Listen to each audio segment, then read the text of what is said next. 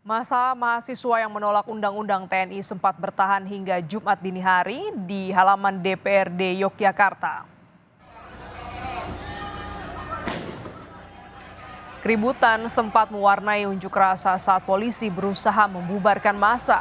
Selain menggelar mimbar bebas, massa juga membuat api unggun dan mendirikan tenda di halaman gedung DPRD. Massa menolak permintaan polisi untuk membubarkan diri dan menyatakan akan terus bertahan di halaman DPRD hingga Undang-Undang TNI dibatalkan. Maksud kami batal disahkan.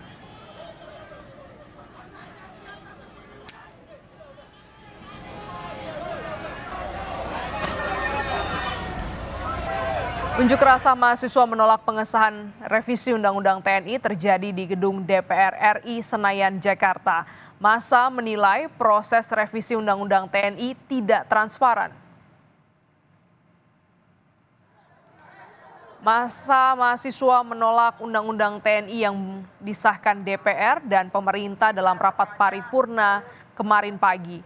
Massa menilai banyak pasal bermasalah dalam Undang-Undang TNI yang dapat mengancam supremasi sipil.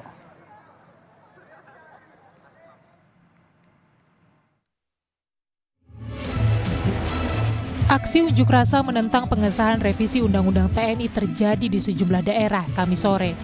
Di Bandung, aksi massa yang tergabung dari beberapa universitas ini mulai memanas ketika mereka mulai melempari gedung DPRD Jawa Barat dengan batu dan bom molotov.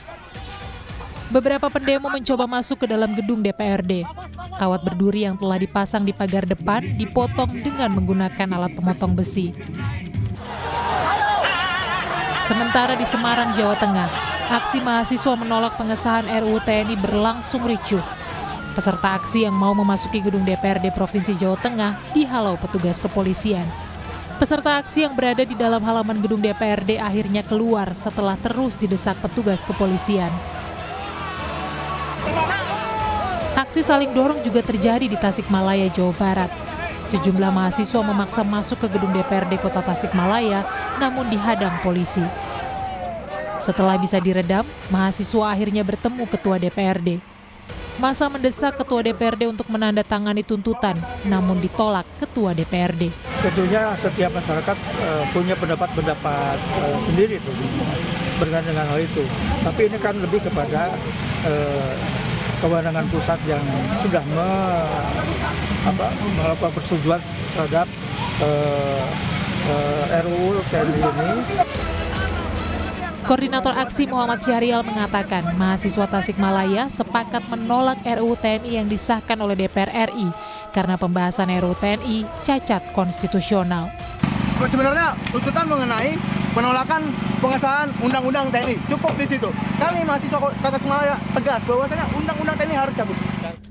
Sebelumnya, DPR resmi mengesahkan RUU tentang perubahan atas Undang-Undang Nomor 34 Tahun 2004 tentang TNI menjadi undang-undang dalam rapat paripurna yang dihadiri sejumlah menteri Kamis siang.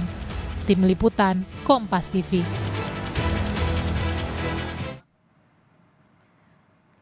Amnesty International Indonesia juga menyoroti pengesahan RUU TNI di DPR pada Kamis pagi. Mereka menilai revisi Undang-Undang TNI yang telah disahkan jadi undang-undang banyak memuat pasal bermasalah dan berpotensi mengancam supremasi sipil. Selain itu, saudara, menurut Amnesty International, militer yang terlibat dalam pelanggaran HAM berat hingga kini kasusnya belum dituntaskan.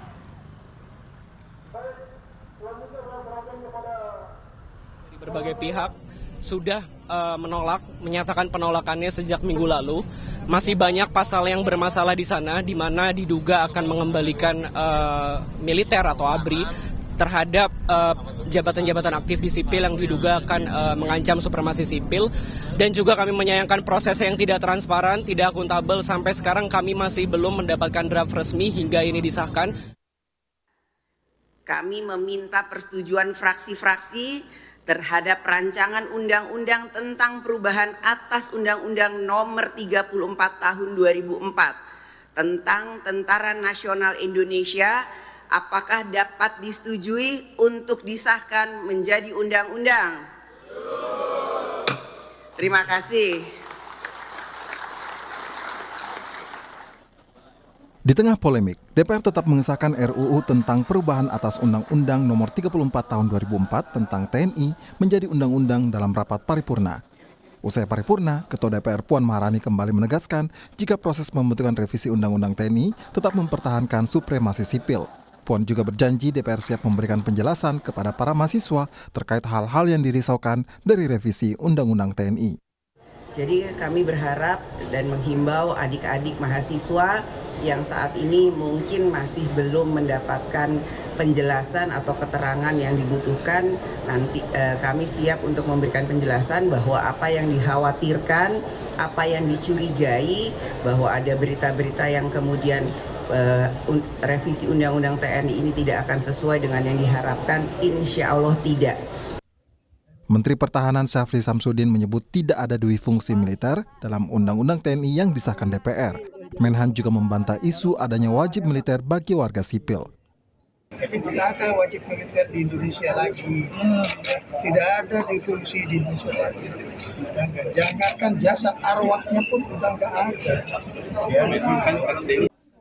Sehari jelang disahkan, dalam rapat paripurna, DPR belum juga mengunggah draft RUU TNI di website dpr.go.id. Padahal DPR dan pemerintah mengeklaim draft yang beredar di medsos berbeda dengan yang dibahas di Komisi 1 DPR. Sampai barusan saya masih berdebat sama teman, jadi mana nih yang draft terakhir. Sampai sekarang juga nggak jelas draftnya. Nggak jelas, karena kami dapat dari WhatsApp, barangkali Mas Budiman juga begitu. Harusnya itu kan ada di website DPR, yang normalnya kan harusnya begitu. Kenapa yang ini bahkan besok mau diketok, publik belum tahu memangnya serahasia apa, karena ini undang-undang levelnya, bukan strategi pertahanan gitu ya. Oke. Kami mendapatkan draft RUU TNI dari aktivis yang diundang oleh DPR Selasa kemarin. Ada sejumlah penambahan jabatan sipil yang dapat diduduki oleh prajurit TNI aktif, diantaranya pengelola perbatasan, penanggulangan bencana, termasuk keamanan laut. Namun selain menambah, draft RUU TNI terbaru juga mengubah aturan terkait sekretaris militer presiden. Dalam RUU TNI, diksi itu diubah menjadi Kesekretariatan Negara yang menangani urusan Kesekretariatan Presiden dan Kesekretariatan Militer Presiden. Sebelum disahkan, RUU TNI juga mendapat penolakan dari koalisi masyarakat sipil termasuk akademisi. RUU TNI dinilai minim transparansi dan berpotensi merusak tatanan supremasi sipil. Tim Liputan, Kompas TV. Ketua DPR RI Puan Maharani menegaskan prajurit TNI aktif tetap dilarang untuk berbisnis dan menjadi anggota partai politik pasca disahkannya revisi Undang-Undang TNI. Ditemui di Kompleks Parlemen, Puan meminta agar masyarakat tidak berprasangka buruk sebelum membaca revisi Undang-Undang TNI yang baru saja disahkan dalam rapat paripurna pada Kamis siang. Selain itu, Puan juga menegaskan prajurit TNI yang duduk di jabatan sipil dan tidak termasuk dalam 14 kementerian dan lembaga yang diperbolehkan harus mengundurkan diri.